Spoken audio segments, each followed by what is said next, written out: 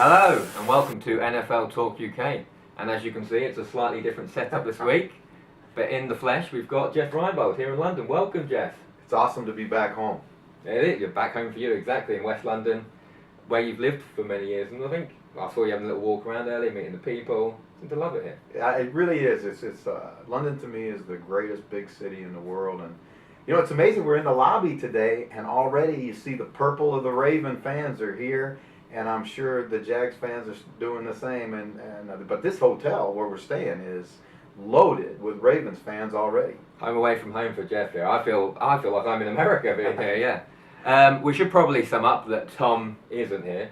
He's having a little holiday, sunning himself in the south of Spain. Some sangria in one hand, beer in the other hand. He's loving it. So Well-deserved vacation. well deserved, exactly. But we'll soldier on without him. I think he'll provide a little fancy update for us later, if we are lucky. So let's have a little review of week one to start with, Jeff. Any games that caught your eye this week? Well, I thought the Broncos-Cowboys game was a really bit of a surprise for me. You know, I think we got maybe a little bit of a inflated opinion of the. You know, I personally of the Cowboy defense after their Week 1 performance. I thought they played so well, but then you watched them in the Bronco game, and the Broncos really had their way with them. They ran the ball, they threw the ball. The Cowboys didn't tackle well. They didn't take good angles, and I just really felt like that was a really great performance by Denver at home, and for the Cowboys it was a shocker, I think. Yeah, it was good. I know before the season you did say there might be a few question marks on that Dallas defense. They proved you a little bit wrong first week, but back to kind of and it was the same things that you've seen hurt them in the past. Their inability to stop the run, and obviously Denver's upgraded their offensive line. It's going to be interesting to see what happens with Bowles. He went out of the game hurt, but I thought Menelik played well at right tackle, blocked extremely well, particularly in the run game. That's his forte. They did a good job with getting Simeon out of the pocket, and for me personally, it was good to see Emmanuel Sanders start to become a little bit of a factor. He'd been kind of a lost guy in that offense with Simeon, so I think them recognizing what he can do for them in play action, and particularly in the red zone, I think that's going to be a big plus for the Broncos. So if you're a Bronco fan, you got to feel pretty good about your football team right now. Yeah, definitely, I agree. They've got to feel really good about that team. The only thing that maybe could damage them is that division they're in. Oh man, you talk about tough. I mean, you look at the teams in that division, and Kansas City obviously is extremely talented. Got a lot of players, a lot of weapons, and you're starting to see Alex Smith start to push the ball down the field a little bit. And then, the Raiders have, Carr right now is, to me, the brightest young star in the NFL at the quarterback position. Crabtree's career is almost like a second life for him since he's gotten to Oakland. Marshawn Lynch gives him that guy that can pound it inside and help him close out games. 4 minutes, 4-minute football we call it. Defensively, again, I still think that they've got to show me in the secondary a little bit, but the Raiders are a team that's going to be tough to beat the Chiefs. And then San Diego, as long as you got Phillip Rivers, you always have a chance. So that's a tough division. Yeah, definitely. I think there's going to be some great matchups coming down the stretch there. Like people are saying, like the Chiefs and the Raiders might be two of the top teams, but you do well to win 11, 12 games in that division, like who were playing each other. Well, that's where it's going to be tough, I think, for the teams in that division. Obviously, whoever wins the division is going to get to the playoffs, but they may cannibalize themselves below that and not have a record that can get them a wild card spot, and that'd kind of be a shame, because I think certainly, if you look at it right now, at least early in the season, Denver's a playoff team, Kansas City's a playoff team, and Oakland certainly deserves to be a playoff team. Yeah, definitely, I agree. So moving on to another team on the up, which is the Lions. We had a little bit last year where they started to win some games. They scrapped out a lot of victories with Matt Stafford, and Matt Stafford proved himself a bit last year, but I think he's taken a step up this year. He looks a real deal. Yeah, you know what, that big contract, and sometimes guys, when they get that big contract, the pressure to perform at that level, it doesn't seem to bother him at all. I think you look at that football team, and there's a coach on that staff, Terrell Austin, their defensive coordinator, does a phenomenal job. I watched all 22 of what they did to take the Giants' offense away, and it was really masterful. I think he's going to be a guy in this next round of head coaching interviews that's going to get some play as a head coach, because he's really done a good job, and they've got a young kid at linebacker that can play. They're aggressive in the secondary, and again, they don't have to be great on defense. They just have to be good on defense, because I think Stafford and Amir Abdullah, as long as he can stay healthy, gives them a little bit of a running game.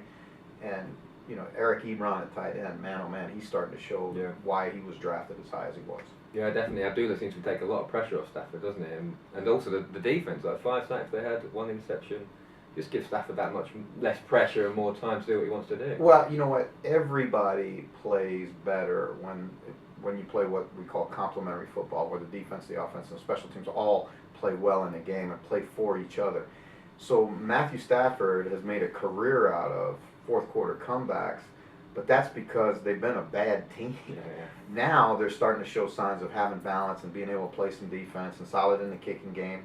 And when they do that, it's going to take the pressure off him. And like you said, Amir Abdullah can give them a running game, which they've never had. And I think that's a plus for the Lions. Yeah, definitely. Maybe now we'll lead into some more low points. And I was just telling Jeff, I haven't revealed this in the podcast or the channel yet. I'm a Bears fan. I'm following the Bears. And I had a little bit of hope, so I was keeping myself nice and quiet after week 1. But Mike Glennon and the Bears had a bit of a fall to grace in week 2. It was a pretty dismal performance. Let me ask you, as a Bears fan, and I think this is the thing that all Bears fans are kind of dealing with right now, is obviously Glennon, the idea was Glennon was going to come in and he's going to give him a year or 2 years and then let Trubisky grow and kind of become a pro. And now, though, as Glennon looks like he's not the answer, do you put Trubisky in? Yeah, it's a big question, isn't it? But I say no. I say, you see Kaiser's coming for the Browns, he's suffering from migraines and this kind of stuff. There's so much pressure there. Also, what Glennon did first week with a pretty sorry bunch of receivers, I thought was okay. If he could start doing that again, get the backfield kind of going with Howard and Cohen, I think you need to give Trubisky as much time as possible. He doesn't look ready. Throwing him in could be the worst case. Save him for the end of the season where your season's probably gone. Not very optimistic. And then put him in for a few games, see what happens. But it's easy to say that sitting here from London where I can just watch him on the telly. But if you're going week in, week out, I'm sure you're going to have a different answer. Well, let's throw that out to the Bears fans out there. If you're a Bears fan and you think Trubisky is the answer, do you play him now or do you let him develop and play him when he's got better players around him, a complementary cast? Because like you say, that receiving core is next to nobody right now. Yeah, exactly. That's a good question for those Bears fans. Hopefully some of them will get in contact. And we've got in contact with a few other fans from sorry teams. We had a Colts fan. Let me get the name. I will. Jersey Paul 90. He came to us and said that he was pretty disappointed with the Colts' couple of performances. They did lose in overtime, so a bit of an up. But he's feeling confident about his game with the Browns. That's a big game. Not for the people at the top, but for those teams. Browns got a chance to win a game. This is a chance to win a football game, and certainly, in both those locker rooms and both those coaching rooms, those guys are desperate to win a game. I think the thing was interesting, and this is what we'd like to hear back from the Colts fans out there, is you got a little bit the same question. Do you put Luck in? Let's say he can't play until week 6. Yeah. You're 1-5 or 0-6 at that point. Really, you're not going to the playoffs. Do you save him for the rest of the year? Get him 100% healthy, not put him out behind that offensive line where he's going to get hit some more, and just say, hey, listen, we're going to go on to next season? Or do you push him in there and try and win a couple games down the stretch? I think that's a really big question for the Colts, and Chris Ballard, their general manager, is going to have to make that decision, I think, coming down the road. Yeah, definitely. Colts fans again. Colts and the Bears fans. 2 for you there. Good questions. We've also got the 49ers. Struggling, playing the Rams this week, so a bit of a California derby there these days. Any hope for the 49ers? Yeah, I think so. You know what, Ben, when you look at the 49ers, I see improvement. Now, it's tough because they've lost some close football games, but you're starting to see an implementation of the plan that John Lynch has and that Kyle Shanahan has. And Niner fans just have to understand, this is going to be a process. Yeah. It didn't fall apart overnight, and it won't get fixed overnight. It's been a process, really since Harbaugh left, it started to slide. And, now they've been to the bottom. They're trying to build their way out. They have a plan. You got to execute the plan. You got to stay with the plan. And I know that's tough on fans, but the reality of it is everybody in the NFL goes through these rebuilding cycles, except maybe the Patriots. Yeah, they're but fine, aren't they? but it's just life in the NFL, and you're going to dig your way out. It's just going to take some time. Yeah. So what time would you call your season? Say, like this luck situation, do you get to 0-4, 0-5? When do you think, okay, this is done now, we are rebuilding? Well, I think you got to. It has to do with your overall team. Like, for example, in Indianapolis, where Ballard's in his first year as the GM, he's got to make a decision about what his long-term plan is for the organization and how he's going to get fixed the problems that they have. I think he spent a lot of time on defense this offseason. They still have got to find answers in the offensive line. That is a real problem for them. And recognizing that you have a quarterback who has elite skills, you want to make sure that you put the best players around him you can and don't put him out there, frankly.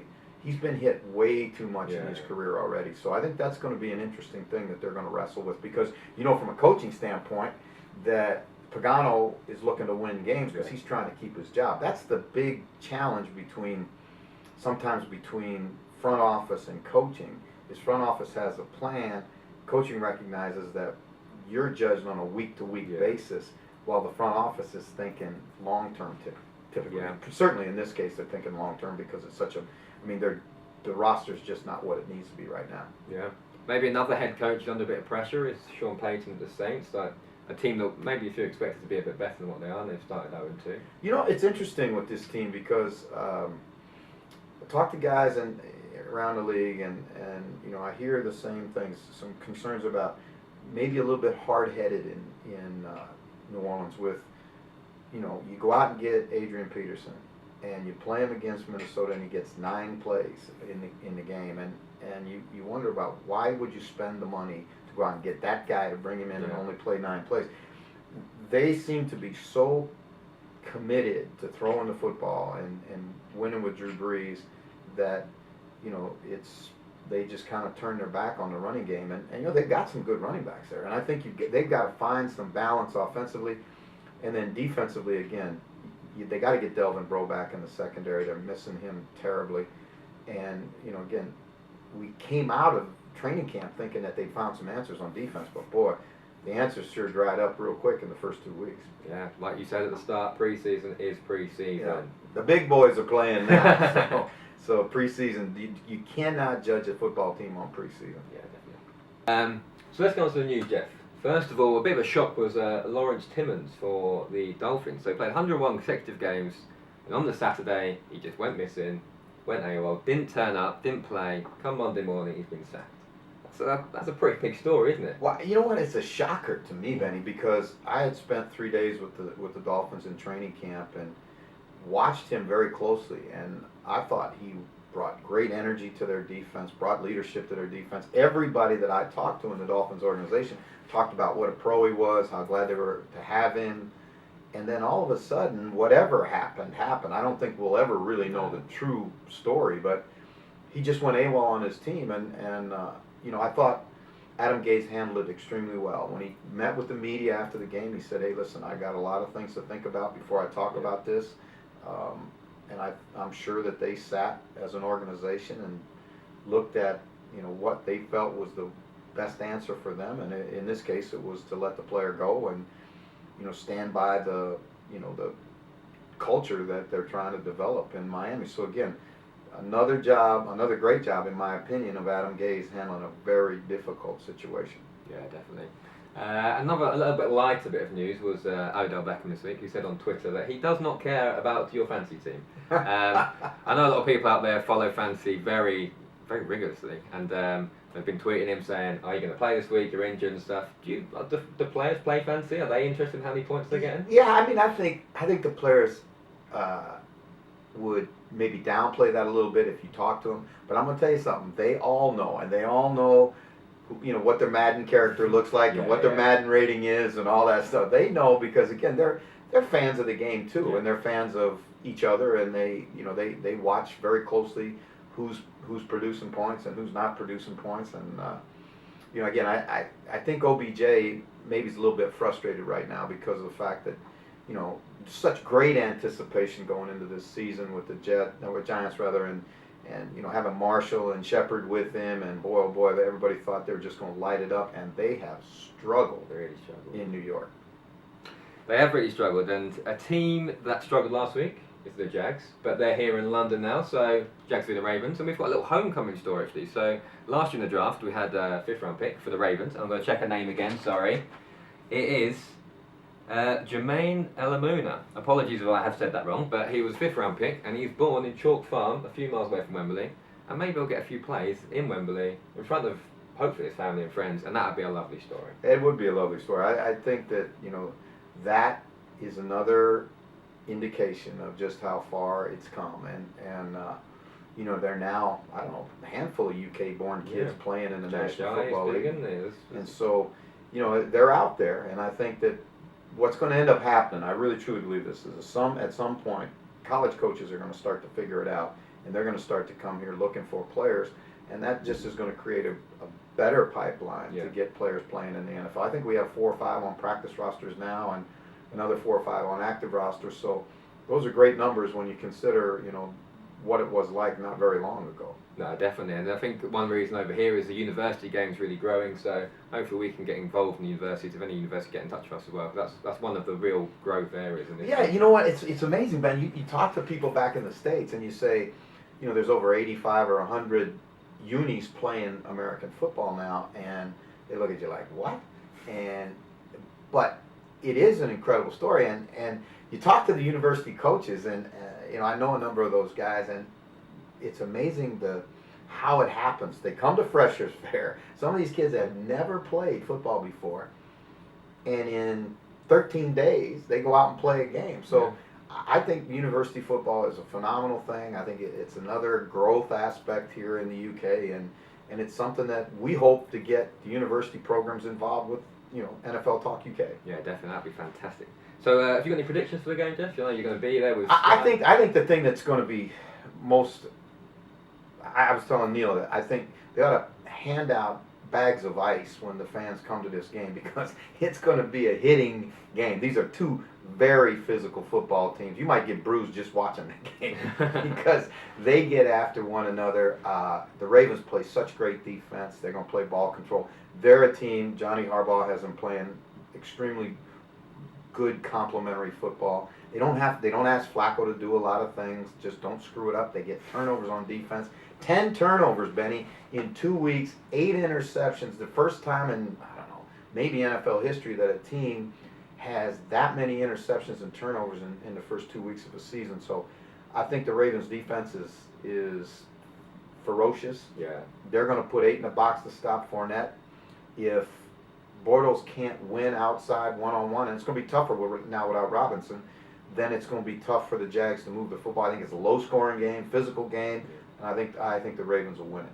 Yeah, I think that seems, from a few things we've heard on Twitter as well, people are predicting a similar kind of score, with maybe Bortles struggling against that top-quality defense. Yeah. A few other games we've got this week. We have Titans v the Seahawks, which I think is one of my picks. So I think that's going to be a cracking game. Yeah, you know what? This is going to be an interesting one to watch, because I'm not sure on that Seahawks football team right now, at least offensively. Defensively with Michael Bennett and all those guys they got, the Legion of Boom behind them, and those great linebackers, they're going to play great defense. But I tell you what, offensively right now, they've got huge questions in the offensive line. There's probably 8 or 10 teams in the NFL right now that are really struggling with their offensive line play, and the Seahawks are one of them. They've got to find a way to run the football, because that's their identity. That's how they're built. Russell Wilson's not a guy to throw it 45 times from the pocket to beat you. If they don't find a way to unlock that running game, it's going to be a struggle for Seattle all year. Yeah, definitely. And I know a few players in that team just aren't getting the ball. Like Jimmy Graham's got, I think, about 3 or 4 yards all season. That's it. Like, they're just not moving it at all, which is strange for the Seahawks, but maybe they'll come out this week with a better performance. Okay, I think that sums us up this week. Just a nice little short podcast video here, because should be hearing a lot from us this week. Going to get the tweet up. Another shout out to the tweet up again. That's the Maple Leaf in Covent Garden, 7:30. 7:30 in Covent Garden. We're going to take. It's going to be an NFL invasion of the Maple Leaf. And you know, last year when we did this, this was Tom's idea last year. He wanted to have a tweet up, so I said, "Shoots, let's do it." And it really was a lot of fun. We got a great turnout. Anticipating a bigger turnout this year, and I think it's an opportunity for all the NFL fans to get together with us and just share ideas and talk and Here I am with the my tail rather between my legs here. Unfortunately for another technical issue, the end of the video cut off, but it's just me and Jeff saying goodbye basically, and I will now pass over to Tom Julian actually, so we'll get him involved. We'll let Tom sign off and listen to a few of his fancy picks as well. I mean, the man is 0-2, but we'll give him a chance. Watch out for a very dodgy pair of sunglasses as well. But here's Tom signing off, and we'll see you soon. Hi guys, sorry I can't be with you today. Jeff, you're in the country and I'm not. That kind of seems unfair, but I will be back for the tweet up on Saturday night, so make sure if you're free and you're in London for the international series that you get yourself down there. It'd be absolutely amazing, and I can't wait to hang out with you, with Jeff, with all the guys. It'd be absolutely brilliant. So, you know, while I'm on my holidays here, I've had lots of time to contemplate an 0-2 start in my fantasy football season. It's not been good, let me tell you, but James Simpson has given me the opportunity to try and redeem myself this week. You know, I've got a good matchup. I don't rate the guy that I'm playing, so this has to be the week for me. So let's start with the running backs. Christian McCaffrey hasn't blown any doors off in Carolina just yet, but he's got a chance to put that all right against the New Orleans Saints defense. You know, they allowed Tom Brady to get pretty healthy, and I think Christian McCaffrey can also use that opportunity this week. Somebody that you might want to avoid running back this week is Joe Mixon. He struggled to get into his groove. Another rookie who really hasn't found his feet in the NFL just yet. And Rob Kelly, he picked up a rib injury during last week's Redskins game, and he is still a doubt as to how many snaps he'll see against the Raiders in week 3. Let's move on to quarterbacks.